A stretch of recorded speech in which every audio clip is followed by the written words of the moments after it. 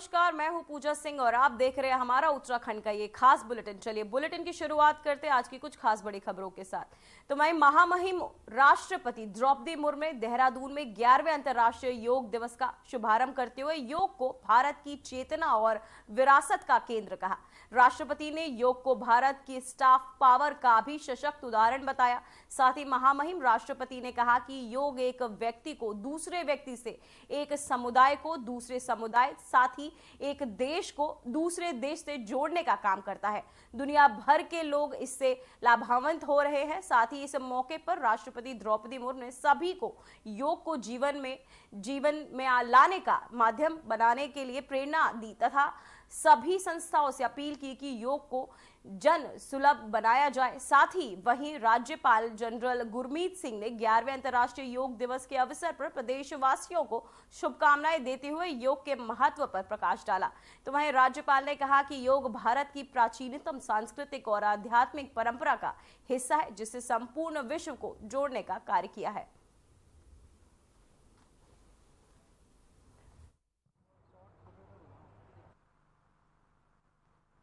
योग का अर्थ जोड़ना। योग का अभ्यास व्यक्ति के शरीर, मन और आत्मा को जोड़ना है और स्वस्थ बनाता है।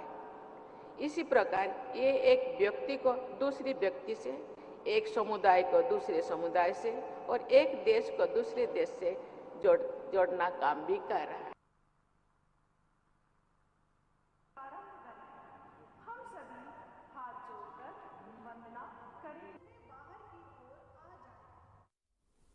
तो वहीं आपको बताते चले, राष्ट्रपति द्रौपदी मुर्मू ने लोगों को योग के प्रति जागरूक किया। साथ ही देहरादून में 11वें अंतर्राष्ट्रीय योग दिवस का शुभारंभ करते हुए भारत की चेतना और विरासत का योग को केंद्र कहा। साथ ही राष्ट्रपति ने योग को भारत की स्पॉट पावर, आपको बताते चले कि उन्होंने इसे योग को सॉफ्ट पावर भी कहा है योग को। साथ ही सशक्त उदाहरण देते हुए कहा, महामहिम राष्ट्रपति ने कहा कि योग एक व्यक्ति को दूसरे व्यक्ति और समुदाय को दूसरे समुदाय, साथ ही देश को दूसरे देश से जोड़ने का काम करता है। योग एक महत्वपूर्ण चीज है जिसे लेकर दुनिया भर के लोग इससे लाभान्वित हो रहे हैं। साथ ही इस मौके पर राष्ट्रपति द्रौपदी मुर्मू ने सभी को योग को जीवन में जीने का माध्यम और प्रेरणा का स्रोत भी बताया है।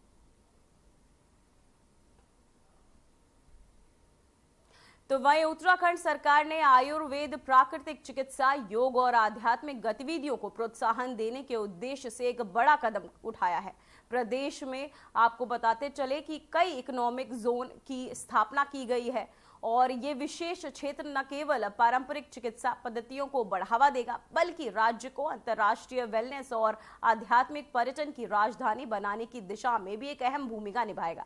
इस जोन को आयुर्वेदिक संस्थाओं, योग केंद्रों, प्राकृतिक चिकित्सा सुविधाओं और ध्यान आधारित गतिविधियों को एकत्रित रूप से विकसित किया जाएगा, जिससे रोजगार के नए अवसर भी सृजित होंगे। सरकार का मानना है कि इस योजना से उत्तराखंड की प्राचीन ऋषि परंपरा को आधुनिक वैश्विक मंच पर मिलेगा। साथ ही इस पर्यावरण संरक्षण और सामुदायिक विकास को भी इससे बढ़ावा मिलेगा।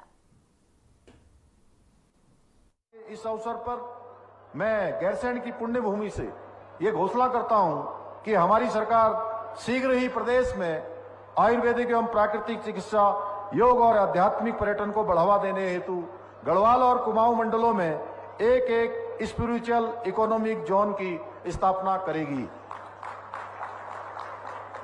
एक प्रकार से कहें तो हम राज्य के पर्वतीय क्षेत्रों में विश्व के 2 नए अनूठे आध्यात्मिक नगर बसाने जा रहे हैं, जो योग, आयुर्वेद और अध्यात्म के केंद्र बनकर वैश्विक मानचित्र पर राज्य की विशेष पहचान को स्थापित करेंगे, जिसमें संपूर्ण विश्व से वेलनेस के क्षेत्र में काम करने वाले बड़े ग्रुप्स, आध्यात्मिक गुरुओं, संस्थानों को यहां आमंत्रित किया जाएगा। मुझे पूरा विश्वास है कि यह कदम राज्य आंदोलनकारियों के बलिदान को सच्ची श्रद्धांजलि अर्पित कर उनके सपनों के उत्तराखंड के निर्माण की दिशा में एक ठोस कदम सिद्ध होगा।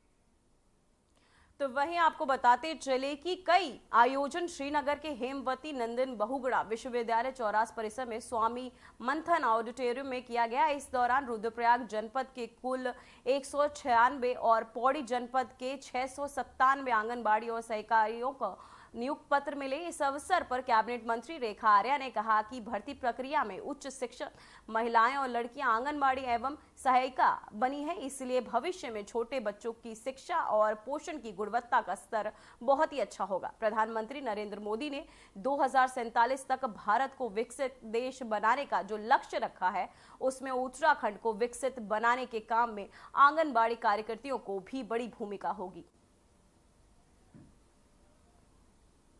तो वहीं आंगनबाड़ी कार्यकर्तियों की बड़ी भूमिका होगी, जिसे रेखा आर्य ने उनका महिलाओं का बढ़ाया उत्साह। सहकारियों के लिए नियुक्ति पत्र भी वितरित किए गए। मंत्री रेखा आर्या ने बांटे नियुक्ति पत्र। महिलाओं को सशक्त बनाने की ओर एक और कदम, जहां आपको बताते चले लगातार मंत्री रेखा आर्य महिलाओं को लेकर कई आयोजन लगातार करती हुई नजर आई हैं। साथ ही इस बार उन्होंने महिलाओं को नियुक्ति पत्र भी वितरित किए हैं। सहायिका को दिए नियुक्ति पत्र।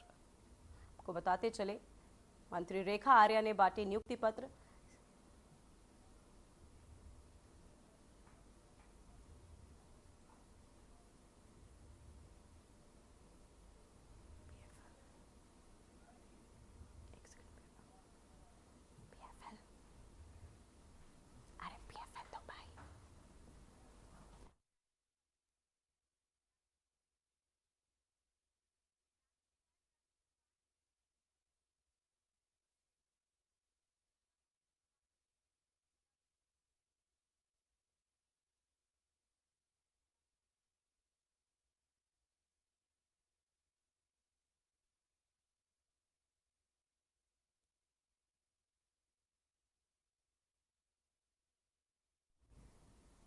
तो वहीं राष्ट्रीय संचार सचिव कांग्रेस वैभव बालिया द्वारा गोविंदगढ़ में बीजेपी सरकार द्वारा मलिन बस्तियों में लगाए जा रहे लाल निशान के विरोध में बस्ती बचाओ महापंचायत का आयोजन किया गया, जिसमें बड़ी संख्या में मलिन बस्तियों से लोगों ने शिरकत की। इस जनसभा में पूर्व मुख्यमंत्री हरीश रावत, कांग्रेस के पूर्व अध्यक्ष प्रीतम सिंह और पूर्व विधायक राजकुमार ने भी हिस्सा लिया। हरीश रावत ने कहा कि उत्तराखंड कांग्रेस पार्टी के सदैव राज्य की मलिन बस्तियों में रहने वाले लाखों परिवारों का सम्मान, अधिकार और सुविधा दिलाने के लिए सकारात्मक और संवेदनशील दृष्टिकोण अपनाता है। जब जब कांग्रेस को शासन की जिम्मेदारी मिली, मलिन बस्तियों को केवल अतिक्रमण नहीं बल्कि अधिकार से वंचित नागरिकों की तरह देखा गया है।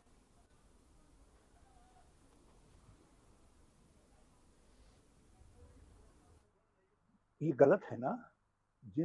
आप जब मलिन बस्तियों को मालिकाना हक देने का ऐलान राज्य की विधानसभा ने कर दिया, तुमने उस प्रोसेस को लागू नहीं किया, तो उनको प्रोटेक्शन है।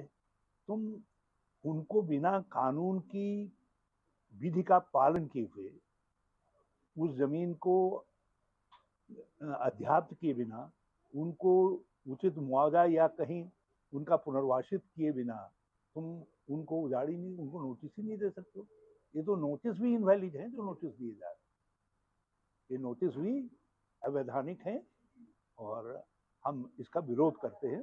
ये आतंक पैदा कर रहे हैं, हम इस आतंक के विरोध में हैं। आज जो है बस्ती बचाओ महापंचायत में हम सब लोगों ने शिरकत करने का काम किया है और मैं समझता हूँ कि सरकार जिस तरीके से मलिन बस्तियों को उजाड़ने का काम कर रही है, ये कानून के विपरीत सरकार आचरण करने का काम करती है।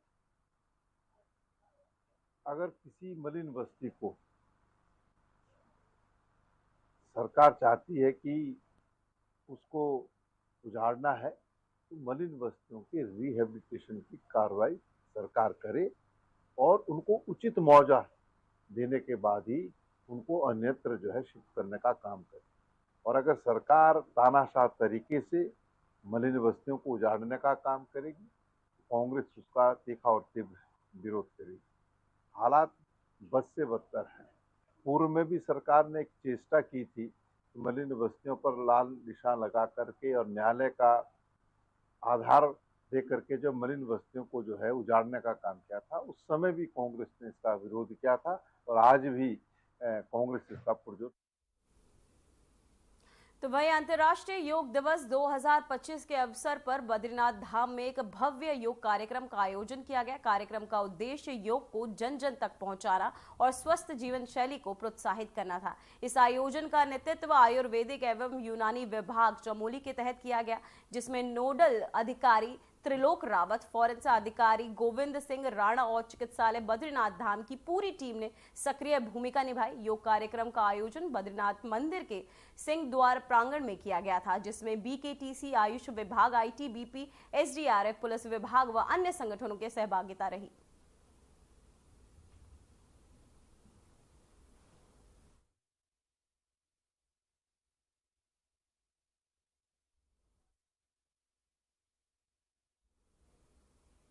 तो वहीं हरिद्वार में से अंतर्राष्ट्रीय योग दिवस 2025 के अवसर पर एक प्रेरणादायक तस्वीर सामने आई, जब जीआरपी और एटीएस के जवानों ने पुलिस लाइन परिसर में सामूहिक योगाभ्यास कर स्वास्थ्य और अनुशासन का संदेश दिया। ठंडी सुबह की ताजगी में जवानों ने योग गुरु स्वामी तुषांत आर्य के मार्गदर्शन में वज्रासन, तड़ासन, कपालभाति जैसे कई योग आसनों का अभ्यास किया। इस कार्यक्रम की अगुवाई सीओ जीआरपी सुनील मोयाल ने की। साथ ही योगाभ्यास के दौरान योगाचार्य तुषांत आर्य ने बताया कि योग केवल शरीर को नहीं बल्कि मन को सशक्त करता है। ये तनाव को कम कर कार्य क्षमता बढ़ाने का माध्यम है।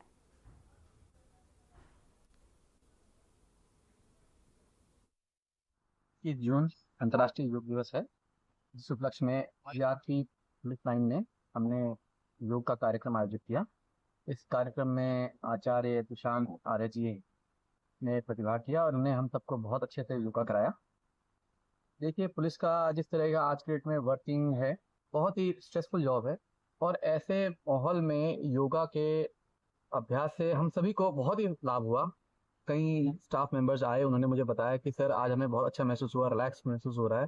तो आचार्य जी ने भी बोला कि योगा को अपने दिनचर्या में लाने का हमें कितना फायदा होगा और मैं उम्मीद करता हूं कि हम सब योगा को अपने दिनचर्या में लाएंगे, जो कि आज एक इंटरनेशनल फोरम पे इतना पॉपुलर हो गया है। क्यों ना हम उसे देश में अपने और ज्यादा पॉपुलराइज करें और अपने दिनचर्या में लाएं और अपने आप को स्वस्थ और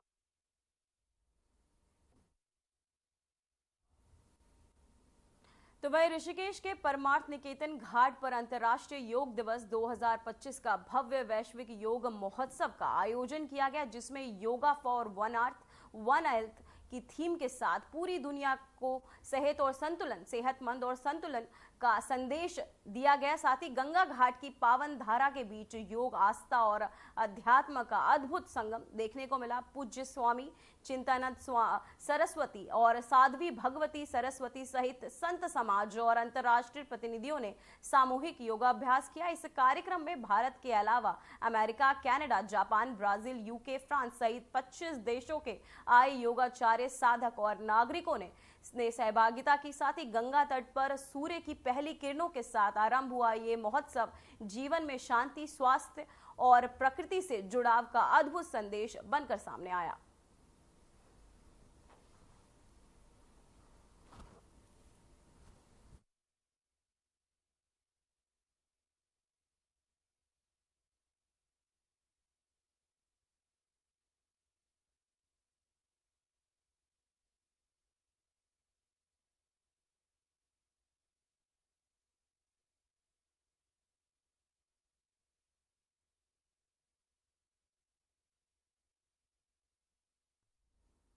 तो वही देहरादून से बड़ी खबर सामने आ रही है, जहां फिर मिली स्वास्थ्य विभाग की शिकायत। बायोमेट्रिक अनिवार्य चिकित्सा शिक्षा निदेशक को दिए निर्देश।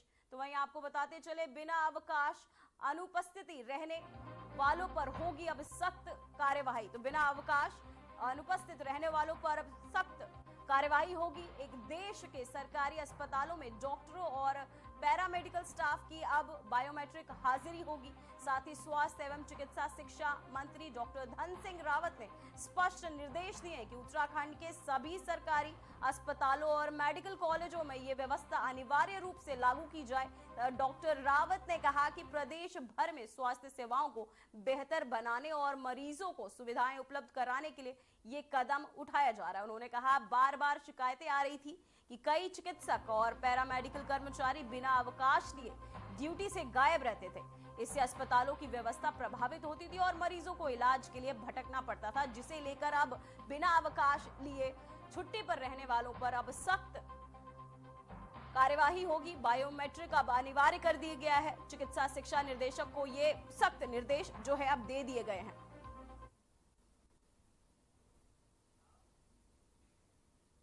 तो वहीं उत्तराखंड की केदारनाथ धाम यात्रा हर साल एक नए कीर्तिमान स्थापित कर रही है। एक और जहां बाबा केदार के दर्शन को देश विदेश से पहुंचने वाले श्रद्धालुओं का आंकड़ा नए रिकॉर्ड कायम कर रहा है, वहीं स्थानीय लोगों के रोजगार को भी लगातार लाभ मिल रहा है। बाबा के कपाट खुले 48 दिनों का समय पूरा हो चुका है। इसी अवधि में घोड़े, खच्चर, हेली, डंडी, कड़ी सहित होटल एवं रेस्टोरेंट व्यापारियों के करीब 3 अरब का कारोबार कर लिया है। वहीं स्थानीय व्यापारियों, महिला स्वयं सहायता समूहों के लेकर टैक्सी संचालक या अन्य किसी भी व्यवसाय से जुड़े लोगों को बढ़ती यात्रा का पूरा लाभ मिल रहा है। हम सबके लिए बड़ी खुशी की बात है और सभी केदार घाटी वासियों के लिए बहुत सौभाग्य की बात है कि इस बार, जैसे कि हम जानते हैं कि ये तीर्थ यात्रा यहाँ की लाइफ लाइन है, यहाँ की आर्थिकी से जुड़ी हुई है। और देखिए, इस बार अभी 2 तारीख से यात्रा प्रारंभ हुई थी और आज 19 तारीख तक लगभग 300 करोड़ का जो है कि व्यवसाय वहाँ पर हुआ है, चाहे उसमें होटल व्यवसायी हों, चाहे उसमें खच्चर वाले हों, चाहे हेली सर्विसेज हो, चाहे प्रसाद विक्रेता हों। सभी को कहीं ना कहीं जो भी इस यात्रा से जुड़े हुए हैं, उन हर व्यक्ति को जो है कि इसमें आर्थिकी का लाभ हुआ है, आर्थिकी से वो जुड़े रहें। और आगे भी यात्रा, अभी तो पहला पड़ाव है, बरसात के बाद और इसमें संख्या में बढ़ोतरी होगी। निश्चित ही मैं कह सकता हूँ कि एक बहुत बड़ी उपलब्धि है उस क्षेत्र के लोगों के लिए, वहाँ की आर्थिकी के लिए, कि वहाँ का रोजगार जो है कि वर्ष भर जो है सभी लोगों को यात्रा का इंतजार रहता है और इस यात्रा पर ही उनकी आर्थिकी। तो वहीं कोटद्वार में 5 जून को एक अज्ञात व्यक्ति की लाश मिलने के मामले का सनसनीखेज खुलासा हुआ है। पुलिस जांच में सामने आया कि मृतक रविंद्र कुमार दिल्ली का निवासी था, जिसकी पत्नी रीना सिंधु ने अपने प्रेमी पारितोष कुमार के साथ मिलकर उसकी निर्मम हत्या की थी। पुलिस के अनुसार रविंद्र कुमार का मुरादाबाद साथी के करीब 3 करोड़ रुपए की कीमत का एक मकान था, जिससे उनकी, आपको बताते चले, इनकी पत्नी रीना फिजियोथेरेपी सेंटर चलाती थी, जहां इस सेंटर में अक्सर पारितोष कुमार आता जाता था। दोनों के बीच प्रेम संबंध बन गए। रविंद्र उस मकान को बेचना चाहता था, जिससे रीना को और पारितोष नाराज थे। पुलिस के अनुसार संपत्ति पर पूरी तरह कब्जा करने की मंशा से दोनों ने रविंद्र की हत्या की साजिश रच डाली। साजिश के तहत रविंद्र को पहले शराब पिलाकर बेसुध किया गया, फिर फावड़े से काटकर उसकी हत्या कर दी गई। शव को छुपाने के लिए उसे एसयूवी गाड़ी में डालकर कोटद्वार लाया गया और सुनसान इलाके में फेंक दिया गया। पुलिस ने रीना सिंधु को, पारितोष कुमार को गिरफ्तार कर लिया और हत्या के प्रयुक्त एसयूवी और फावड़ा और अन्य साक्ष्य भी बरामद कर लिए। मामले की विस्तृत जांच अभी भी पुलिस कर रही है।